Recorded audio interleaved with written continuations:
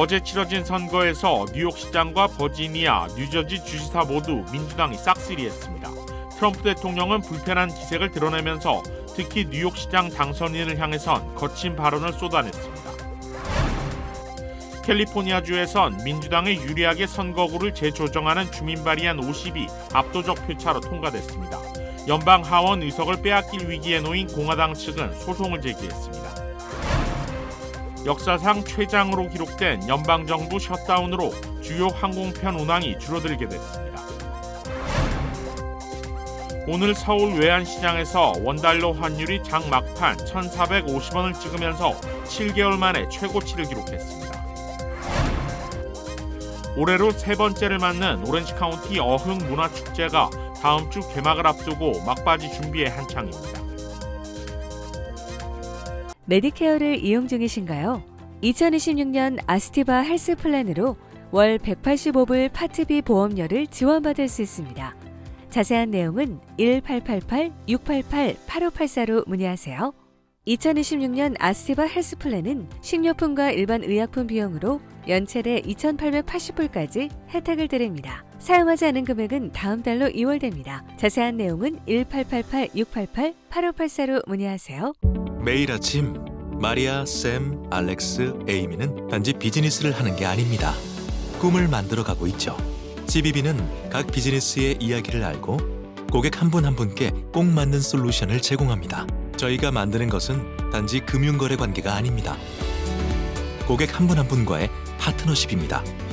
CBB and me. CBB and me. CBB and me. CBB뱅크, 고객 한 분 한 분을 위한 금융 파트너십을 만듭니다.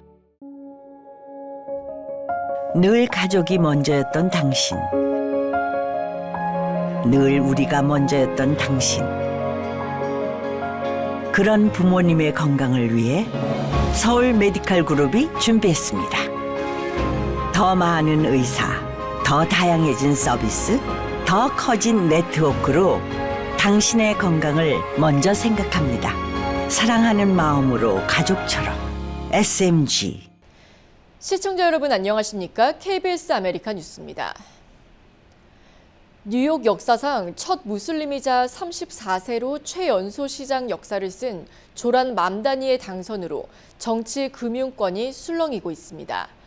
맘다니는 무상 보육, 임대료 동결, 부유세 인상 등 파격 정책을 내세운 바 있는데요. 민주당 지도부는 신중한 거리두기에 나섰고 월가와 부유층은 뉴욕 탈출 조짐을 보이고 있습니다. KBTV 신영주 기자가 보도합니다. 조란 맘다니는 뉴욕 역사상 첫 무슬림 시장이자 스스로를 민주적 사회주의자라고 부르는 진보 정치인입니다. 무상 보육과 임대료 동결, 부유세 인상 등 파격적인 공약으로 주목받으며 유권자들의 선택을 받았습니다. 그의 등장은 진보 진영에선 혁신의 상징이 됐지만 당 지도부에선 당의 중도, 온건 노선에 부담이 될 수 있다는 우려가 팽배합니다. 맘다니는 과거 가자지구 공습에 항의하며 단식 투쟁을 벌였고 네타냐후 총리가 뉴욕을 방문하면 체포하겠다고 말한 적도 있습니다. 이 때문에 이스라엘과 유대계 사회는 맘다니를 세련된 반유대주의자로 규정하며 강하게 반발하고 있습니다. 반면 월가는 불안에 휩싸였습니다. 월스트리트저널은 금융권이 충격에 빠졌다고 전하며 일부 억만장자와 금융기업들은 이미 텍사스와 플로리다로 이전을 검토하고 있다고 보도했습니다. 반면 맘다니 측은 개의치 않는 분위기입니다. 선거대책본부 대변인은 그는 800만 시민을 대표할 시장이며 주거비 절감 등 실질적인 개혁을 추진하겠다고 밝혔습니다. 조란 맘다니의 당선은 뉴욕의 변화를 넘어 진보의 상징이 될지 민주당의 부담으로 남을지 이 젊은 시장의 행보에 미 전역의 관심이 모아지고 있습니다. KBTV 뉴스 신영주입니다. 한편 트럼프 대통령은 뉴욕시장과 버지니아, 뉴저지 주지사 선거 모두 민주당이 싹쓸이한 것에 대해 불편한 기색을 드러냈습니다. 특히 뉴욕시장 당선인을 향한 거친 발언으로 논란이 일었습니다. 김경수 기자가 보도합니다.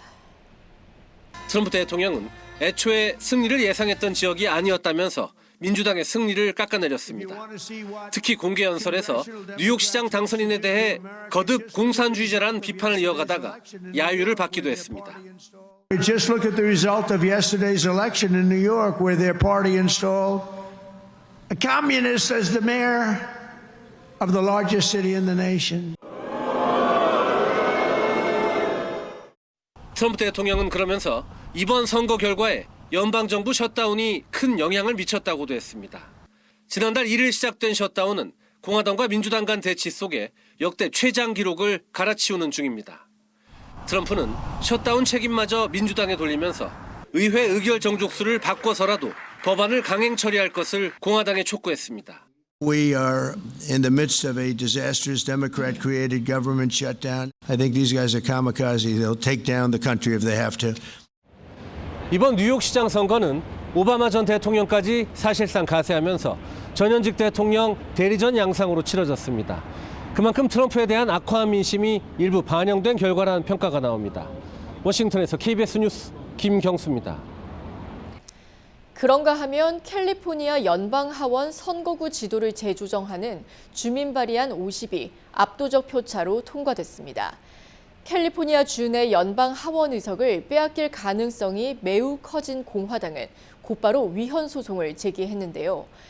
향후 이어질 변화 그리고 전망을 윤범수 기자가 정리했습니다. 주민 발의안 50 통과 이후 새롭게 적용될 캘리포니아주 연방하원 선거구획 지도 초안입니다. 얼핏 봐도 민주당 우세 지역이 확연히 늘어났고 공화당 우세 지역은 중가주와 남가주 동쪽으로 축소됐습니다. 트럼프 행정부와 공화당을 상대로 맞불놓기에 성공한 민주당은 이 초안을 토대로 내년 의회에서 최종 선거구획을 확정할 예정입니다. We stood tall and we stood firm in response to Donald Trump's recklessness. And tonight, after poking the bear, this bear roared with an unprecedented turnout in a special election with an extraordinary result. 50개 주 가운데 가장 많은 52석의 연방 하원 의석이 있는 캘리포니아주에서 공화당 의원은 9명입니다. 선거 전문가들은 이 중 5명에서 6명의 공화당 의원들의 재선이 불투명해질 것으로 예상하고 있는데 이 중에는 한인 영킴 하원 의원도 포함됐습니다. 3선 현역 의원이자 내년 중간선거에서 4선에 도전하는 영킴 연방 하원 의원의 선거구는 40지구.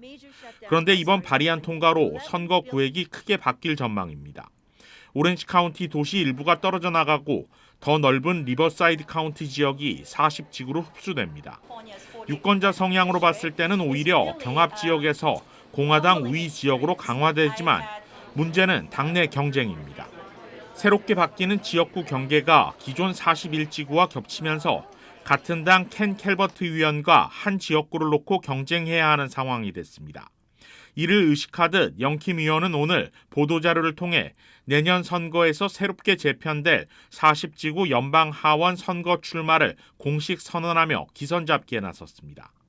이런 가운데 공화당은 오늘 새로운 선거 구획이 위헌이라며 캘리포니아주 총무부를 상대로 소송을 제기했습니다. The map is designed to favor one race of California voters over others.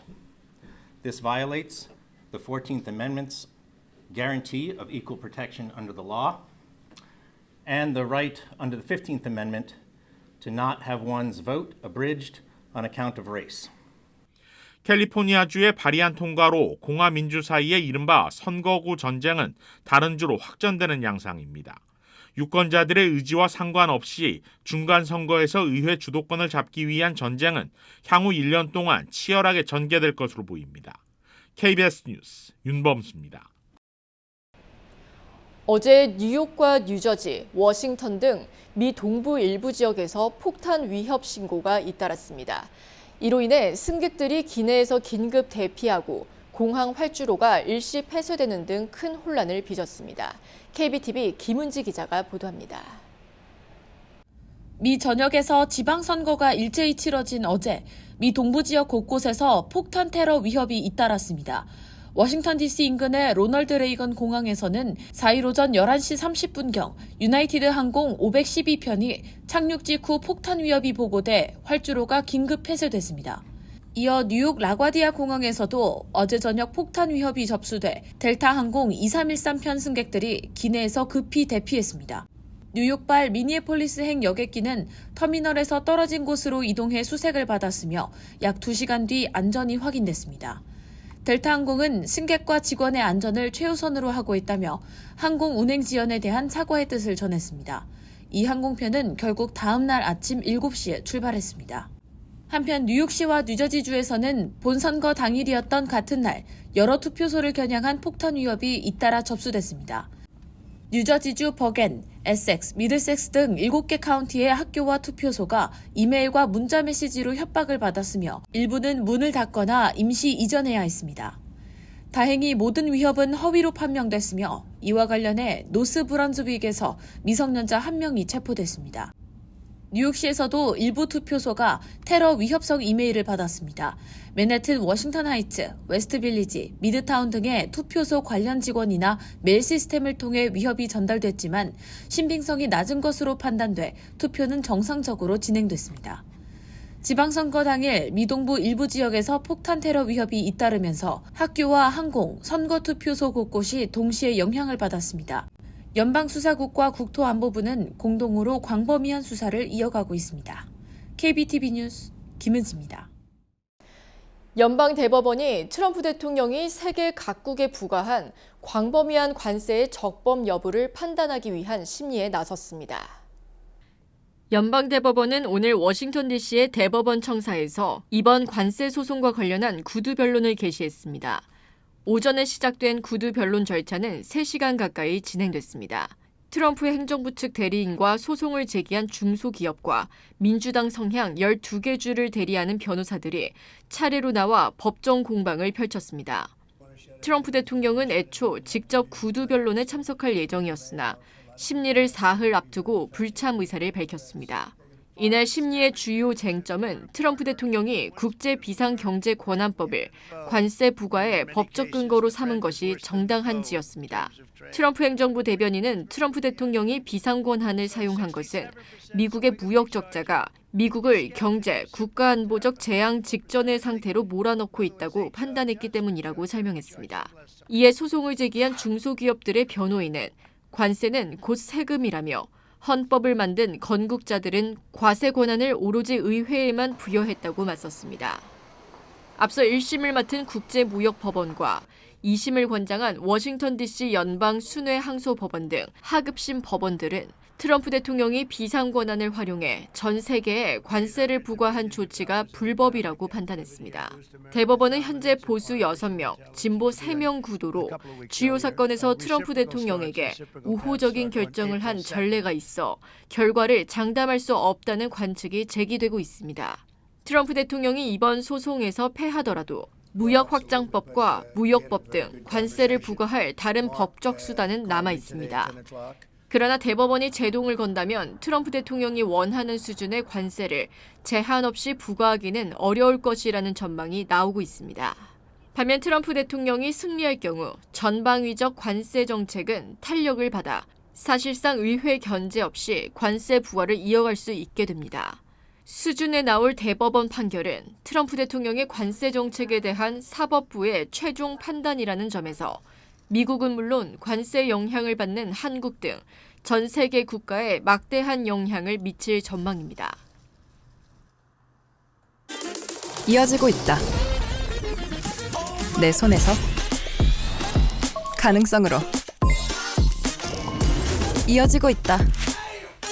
가능성이 도전으로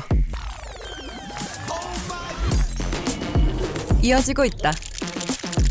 도전이 성공으로. PCB의 능력이 나의 능력으로. 내가 만난 새로운 능력. PC빌리티 PCB뱅크. 미 역사상 최장으로 기록되는 연방정부 셧다운으로 항공편 운항도 줄어들게 됐습니다. 로이터 통신 등에 따르면 숀 더피 미 교통부 장관은 오는 7일 오전부터 40개 주요 공항에서 항공편 운항을 10% 줄이겠다고 밝혔습니다.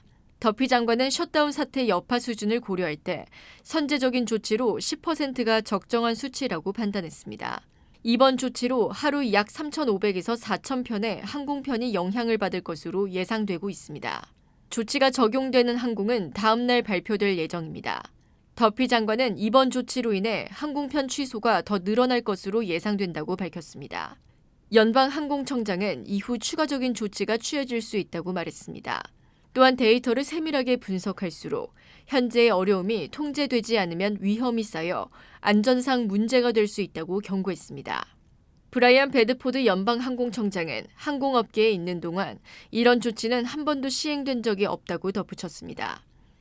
이번 결정은 셧다운으로 항공 관제사들이 급여를 받지 못하고 있는 상황 속에서 내려졌습니다. 현재 근무하는 항공 관제사 13,000명과 교통안전청 TSA 직원들은 필수 근무 인력으로 분류돼 무급으로 일하고 있는데 이들이 결근하거나 휴가를 가면서 인력 부족으로 항공편 지연과 결항이 속출하고 보안 검색 대기 시간이 늘어나고 있습니다. 항공업계에 따르면 셧다운 이후 320만 명 이상의 승객이 피해를 입었습니다. 항공사들은 셧다운이 당장 수익에 큰 타격을 주지는 않았지만 사태가 장기화될 경우 예약률 하락으로 이어질 수 있다고 우려하고 있습니다. 한편 오늘 하루에만 2,100편 이상의 항공편이 지연됐습니다. 항공교통관제사협회는 셧다운이 항공관제 인력에 미친 영향을 회복하는 데는 수주가 걸릴 수 있다고 우려했습니다. 오늘 서울 외환시장에서 원달러 환율이 장 막판 1,450원을 터치하며 7개월 만에 최고치를 기록했습니다. 오늘 환율은 전일보다 11.5원 오른 1,449.4원으로 마감했습니다. 장중 한때 1,450원을 찍은 것은 지난 4월 11일 1,457원 이후 처음입니다.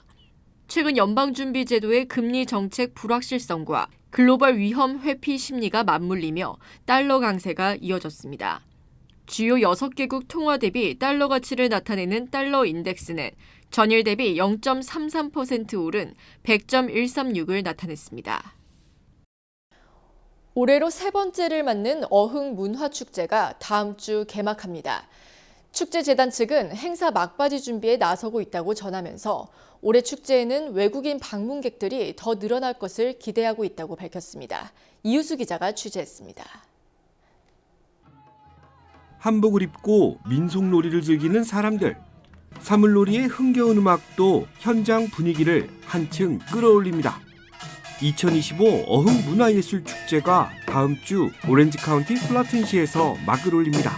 재단 측은 축제 현장을 점검하는 등 막바지 준비에 나서고 있다고 전했습니다. 축제가 얼마 안 남았기 때문에 매일 모여서 준비를 하고 있고요. 지난해에는 한국의 치킨, 김밥과 떡볶이 등 K푸드를 맛보거나 한국 전통 공예품을 구매하려는 방문객들이 많았습니다. 재단 측은 올해 축제 현장을 찾는 외국인들이 예년보다 증가할 것으로 기대하고 있습니다. 타인종이 많이 올 것 같고요. 그리고 또 가족 단위의 관람을 할 수 있게끔 프로그램을 국악 경연대회에 뿌리를 두고 있는 어흥문화예술축제는 한국의 다양한 전통문화를 미국에 알리는 또 하나의 기회가 되고 있습니다. 올해는 축제재단과 K르네상스가 조직을 통합하면서 기존보다 더 큰 규모로 축제가 열릴 거라는 예측도 나오고 있습니다. 2025 어흥문화예술축제는 이곳 플러튼 다운타운 플라자에서 오는 14일 개막합니다. KBS 뉴스 이우수입니다. 한인 커뮤니티 재단이 오늘 한인 커뮤니티와 밀접한 각 비영리 기관에 지원금을 전달하는 행사를 가졌습니다. 재단은 올해 전달된 금액은 100만 달러에 육박한다고 설명했습니다. 한인 커뮤니티 재단이 오늘 하반기 지원금 전달 행사를 개최했습니다. 이번에 수혜 대상으로 선정된 기관은 지난 7월 접수분 중 선별된 23개 단체로 이들에게는 모두 22만 2,500달러의 지원금이 전달됐습니다. 재단은 올바른 기부 문화 정착을 위해 앞으로도 지속적인 노력을 기울일 계획이라고 밝혔습니다. 전문성과 투명성을 갖고서 그 기부를 좀 더 시스템화해와서 제대로 저희 파운데이션의 역할을 하는 목적입니다. 오늘 행사에서는 한인타운 시니어센터와 칼쉬 소셜 서비스 센터, 한미연합회 등 한인 커뮤니티를 위해 다양한 서비스를 제공하고 있는 각 기관의 지원금이 전달됐습니다. 재단은 올 한 해 동안 지역사회에 100만 달러의 기부금을 전달했다며 앞으로도 전문적인 기금 마련을 통해 지역사회 지원에 앞장설 것이라고 강조했습니다. 한국군의 분석 결과 북한이 마음만 먹으면 짧은 시간 내에 핵실험을 할 수 있는 능력을 보유하고 있는 것으로 확인됐습니다. 북한이 확성기를 새로 설치한 사실도 드러났습니다. 김기화 기자의 보도입니다. 북한이 지난 6차례 핵실험을 진행했던 풍계리 핵실험장. 이곳에는 모두 4개의 갱도가 있는 것으로 알려졌는데 이 중 3번 갱도를 이용한 추가 핵실험이 가능하다고 국방정보본부가 밝혔습니다. 김정은이 결심을 한다면 아주 짧은 시간 내에 풍계리 3번 갱도를 이용한 핵실험도 가능한 상태입니다. 북한은 다종 다수의 핵탄두 생산 시설을 만들고 있는데 특히 최근 공개한 소형 경량 핵탄두 화산 31의 경우 신뢰성을 검증하려면 폭발 실험을 해야 하는데 준비가 돼 있다는 겁니다. 우리는 지난 6월 대북 확성기 방송을 중단하고 확성기를 철거했는데 북한은 오히려 확성기 시설을 늘린 사실도 확인됐습니다. 현재 대남 확성기는 40여 곳에 설치돼 상시 가동 상태를 유지 중이며 정비, 점검도 계속하고 있다고 군은 설명했습니다. 철거가 하나 이루어졌습니다만 신설이 2군데가 새로 생겼습니다. 그런 의미에서 확성기의 시설면에 있어서는 오히려 더 증가되어 있는 상황이고 군은 또 연이어 위성 발사에 실패했던 북한이 해상도가 더 높은 군사 정찰 위성 확보를 위해 노력하고 있다고도 밝혔습니다. 러시아의 기술 지원 아래 추가 발사를 준비하는 동향도 포착한 것으로 알려졌습니다. KBS 뉴스 김기아입니다.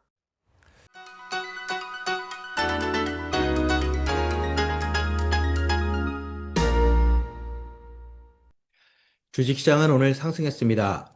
어제 낙폭의 절반을 복구하는 V자 모양의 회복세를 가동시켰는데요.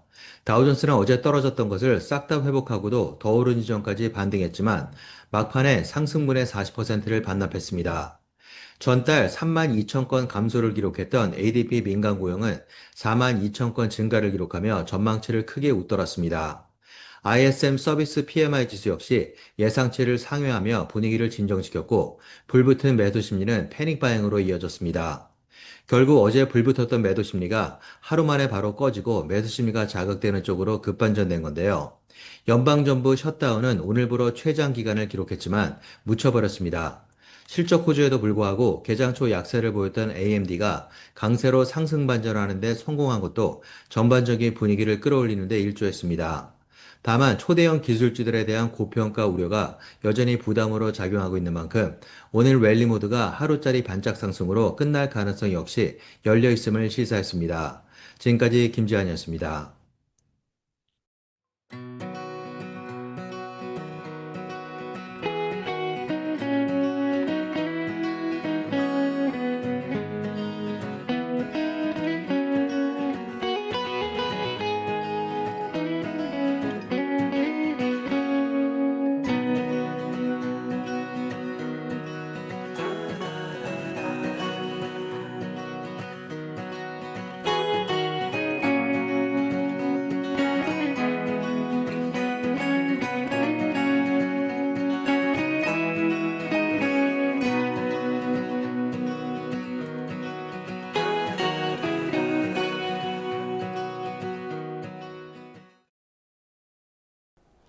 KBS 아메리카 뉴스 오늘 소식은 여기까지입니다. 편안한 밤 되시기 바랍니다.